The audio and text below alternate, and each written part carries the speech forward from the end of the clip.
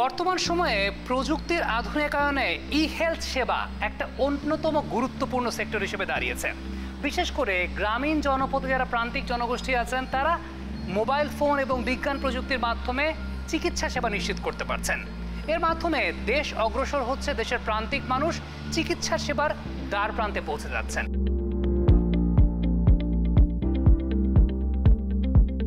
বাংলাদেশের যতগুলো সেক্টর এখন ডিজিটাইজড হয়েছে তার মধ্যে কিন্তু হেলথ সেক্টর বেশ রেপুটেডলি কাজ করছে।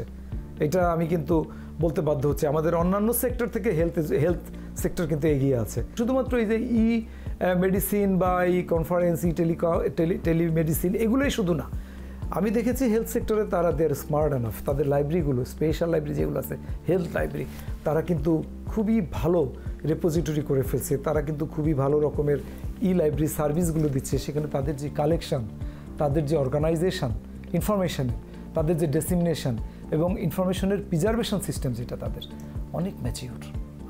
আমি এটা একেবারে অবলীলায় বলতে পারি যে অন্তত তাদেরকেও যদি আমরা ফলো করি আমাদের বাংলাদেশের অন্যান্য সেক্টরগুলো, বিশেষ করে ডিজাস্টারের ক্ষেত্রে, HIV-র ক্ষেত্রে, আপনার লাইভলিহুডসের ক্ষেত্রে, এরপর যদি ধরে থাকেন আপনি আরও এরকম আরও বেশ কিছু সেক্টর আছে, এই সেক্টরগুলোর ক্ষেত্রে যদি আমরা তাদেরকে মডেল ধরি, আমার ধারণা যে আমরা ইমপ্রুভ করতে পারবো। ম্যাক্সিমাম হসপিটালে আপনি কিন্তু ঘরে বসে অ্যাপয়েন্টমেন্টটা করতে পারছেন হসপিটাল ডক্টরের সাথে। You need not talk to the hospital instructor আর hospital receptionist.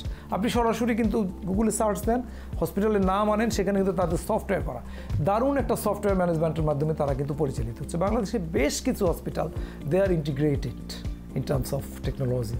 It's not like that যে এটাকে ফেলে দেওয়া যায়। এটা অনেক ভালো একটা মানের হেলথ এডুকেশন তারা আমাদেরকে দিচ্ছে।